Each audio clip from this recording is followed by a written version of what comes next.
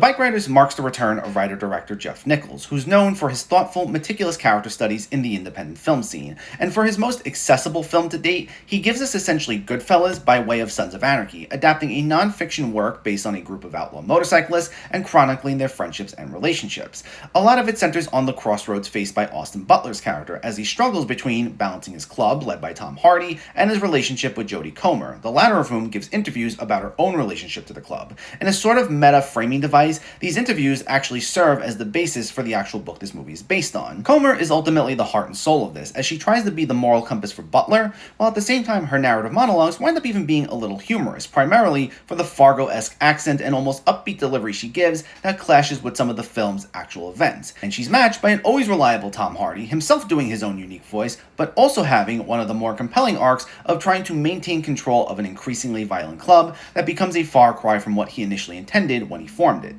Now, while I thought Austin Butler was fine here, I found his character to be severely underdeveloped, which would dampen some of the more emotional moments as you have Comer and Hardy in a tug of war for what they feel his true priority should be. He's treated more like this object of desire for others rather than a properly formed character himself, and that prevented his arc from really hitting emotionally for me. There's also a stacked supporting cast that includes Mike Feist as the journalist who wrote the eventual book, along with Michael Shannon, Norman Reedus, and many others as the various bikers in the club. And some get to have a little bit of fun for what they have to do, even if they're all fairly underdeveloped as well, but they made for some entertaining moments. But with the film's slow burn approach, along with one of its central characters being so at arm's length, that prevented me from flat out loving this, though I will say I did enjoy it overall. Even if it's not Jeff Nichols at his absolute strongest, it's still a solid and decently entertaining effort that I found to be worth the watch.